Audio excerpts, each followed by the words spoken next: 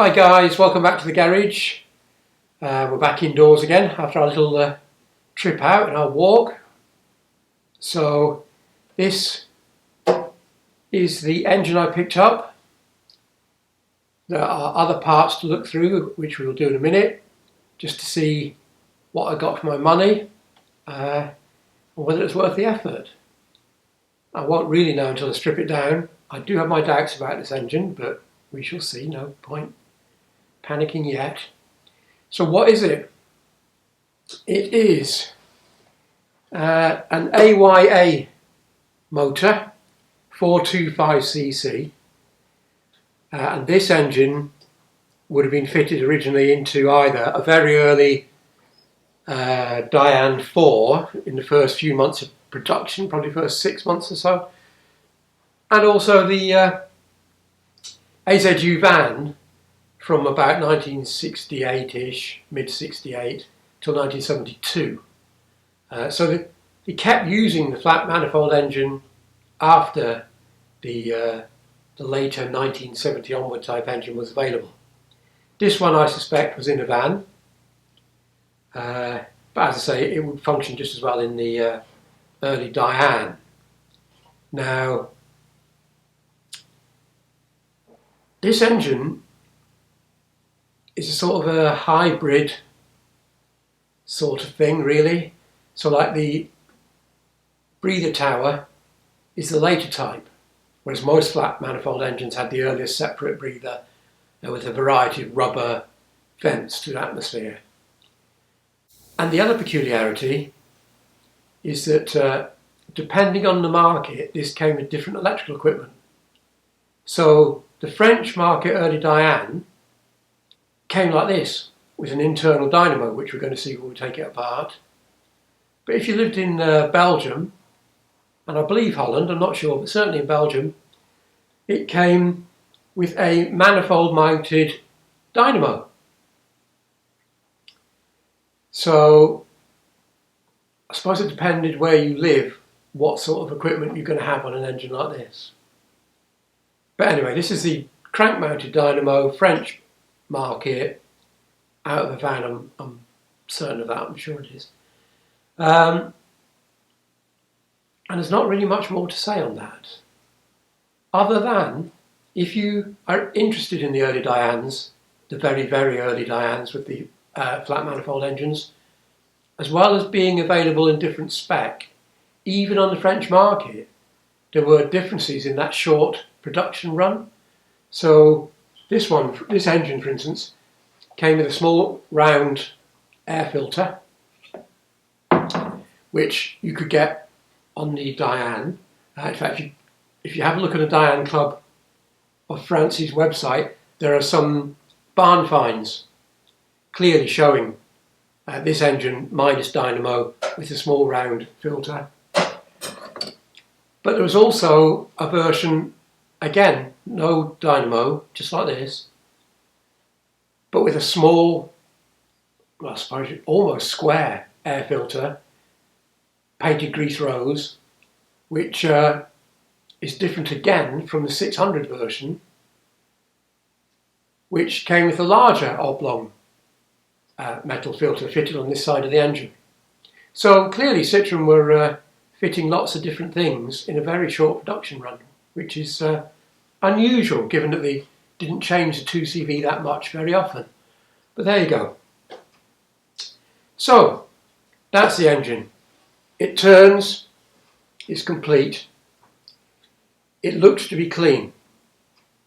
They're the good things. But despite that, I have a funny feeling about this engine. I don't know why. I'm not normally worried about jinxing myself or anything like that. But this doesn't, I don't know. There's something about it doesn't add up. But there you go. Okay, so it comes, as I say, it came with an air filter, came with its grille for the front, it came with the flat floor manifold which has been welded, which sits down there, other way around, sits down there, but no carburetor, which is a shame. But, you know, I can't really complain I might as well tell you now, I paid £112 for the engine and then all the rest of the stuff that you're going to see now. So I'm going to swap you over to the other camera, which is easier to carry about, and I'll just run through all the other stuff that came with this, and then that'll do for this video. It's just a short video introducing the bits, and then the next video I'll start tearing this apart and we'll find out exactly what we have here. As I say, slightly nervous, don't know why, but I am. Anyway, so bear with me and we'll swap cameras. Right, so here we are on the bench. First up, we have a Paris Rhone 6 volt regulator. Now these are fitted to lots of French cars. I've popped the cover off. In fact, I'll just get a screwdriver and show you. Right, do it all one-handed.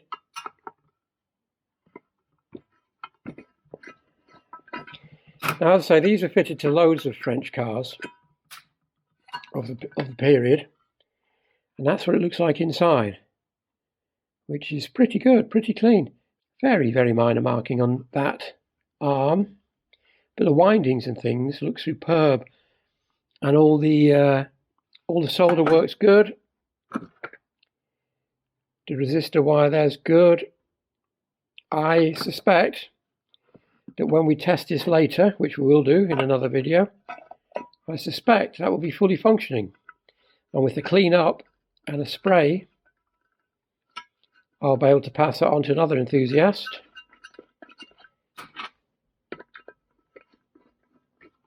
Because, as I say, it hasn't got to be a 2CV. I fitted these, I believe, to Simcas. You can buy them new in Germany. There's a stockist in Germany sell these new, and they're €199. So if this is functioning and cleaned up, somebody will get a bargain. Next up, we have a cheese grater wiper motor, which again seems okay. I don't actually have a 6 volt battery to hand to test, but again it looks very clean. I'm hoping that functions, because again, getting a hold of a 6 volt wiper motor is not that easy. And if you need one, again, good second-hand one, I should be able to pass that on to someone who needs it. And then a Cartier 6 volt indicator relay, flasher unit I should say. Again, reproductions of these I think are still made. They're not marked Cartier I don't think, but they look very similar to that. But that's an original period piece. So, and then further up, there was loads and loads of nuts and bolts, all new, which is always handy. There's a few quid's worth there, and some seatbelt mounting bolts. So that's all good. There was also 2 new exhaust hanging clips, the little metal plate that goes on the back of the tailpipe and the rubber that it hangs off with, all new, which is good. A relay, unused, 12 volt I think, let me just check. Yeah, 12 volt 30 amp relay. Not sure why that's doing there, but I don't care, I'll have it. Another couple of quid's worth for now. A brand new heater dump tube. 2 brand new door rubbers. I haven't checked yet, see whether the front or rear. There's that one, there's one out of its packet. An indicator, this is stop tail because it's twin filament. Let me have a look. Yeah, it's got a separate earth wire. So twin filament, so that's a stop tail. There is a red lens knocking about somewhere, so not quite sure what that's off, to be honest, but anyway, there we go. And then some second-hand nuts and bolts, steering column, locking collar, throttle spring. They look like springs off the handbrake for a disc brake. And then there are two frotteurs from fit on the front. Now, if you're not aware of these, the front axle has 3 slots in it, which line up with the arms here, and then you have to use a special tool to twist it, to bolt it all together, which pre-tensions the whole assembly. Now there are friction plates inside there, and then the movement of the arm is damped by the friction and by the spring. Now there are a couple of different types of these. These are adjustable. They're on threaded rod, so you can actually pre-tension them to a figure that suits you.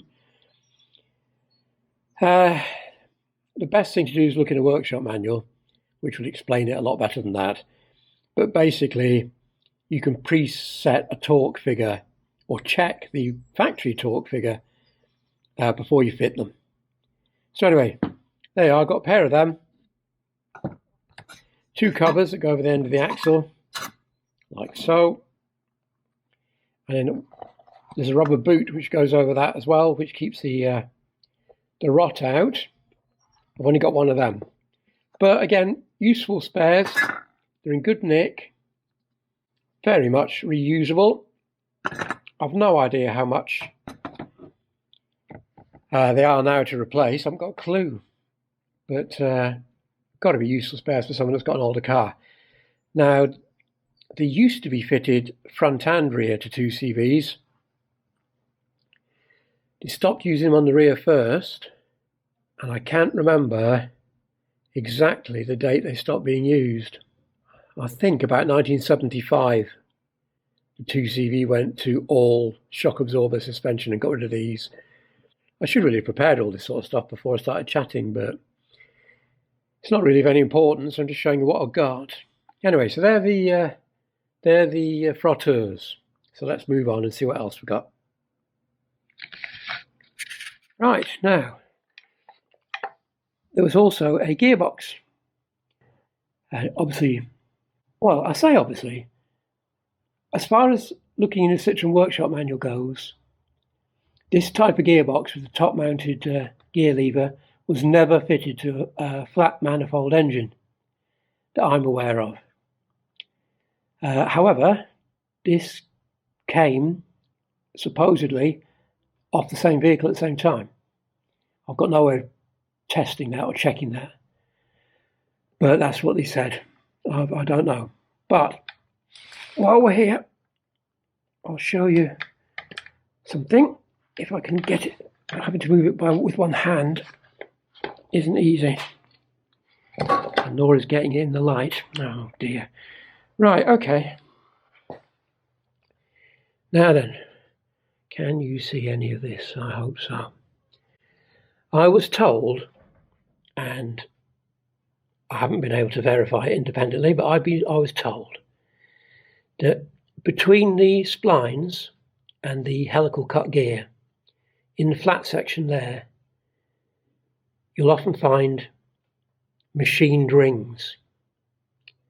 And where that ring is will tell you instantly which vehicle the gearbox was destined for.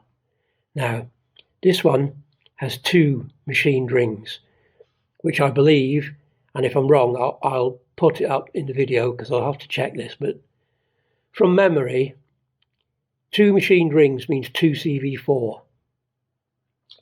So this would have been on a 435 engine.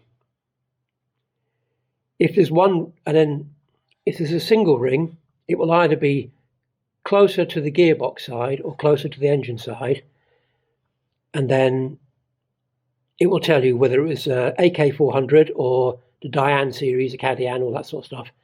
And for the life of me, I can't remember which way around it is. So again, I'll do some research and put it up next.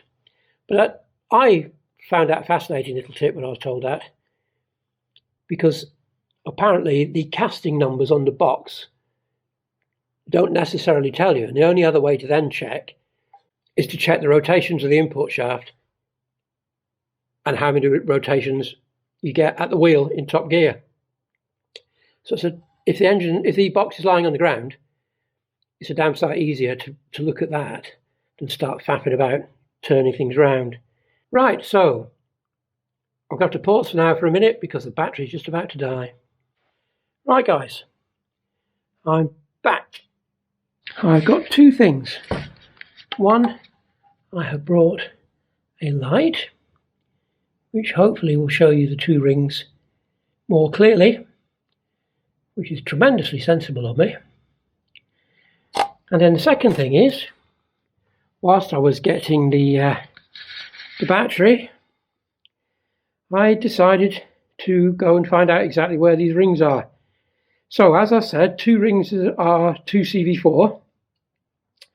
One ring, if it's closer to the motor, i.e. over here, like if that was a single ring there on the right hand side, that would be for the Diane, AMI 6, AMI 8 and the Cadian. If it was closer to the splines, it would be for a Mahari or an AK400, or an AKS 400 I should say. And if there are no rings at all and it's completely smooth, it's a 2CV6. So there you go. That's what I was told. I'm not guaranteeing that that works all the time, but it makes sense because the people working at the factory could instantly tell what they've got. Right, so as far as the box goes, there's a very small amount of movement in the input shaft, but not horrendous. And it selects gears. So you'd have to say, on balance, it's probably okay. And if not, certainly a core for a rebuild. But I'm pretty certain that'd be okay. I'm pretty certain that'd be usable. Right, we also got a brand new heater tube and a second-hand torpedo and front pipe off a later car, a crossbox off a later car, and then next to the crossbox, the original type, this one, original type exhaust that would have been on a flat manifold engine. Sadly, it's a bit squashed. I'm not quite sure what happened to that, but anyway, it's a bit squashed. And then moving over in this pile, we have various bits of wiring, which is neither here nor there. The other door seal, which is out of its packet. And then the hubs and back plates for the gearbox, drum brakes obviously.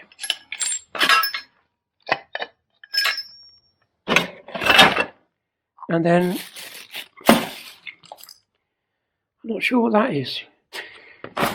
And then there's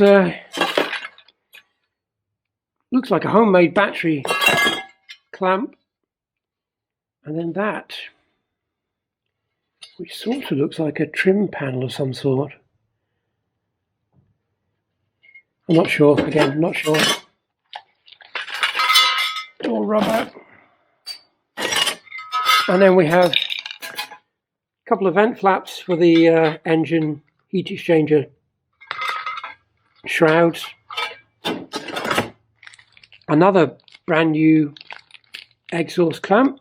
A couple of brand new door trim panels.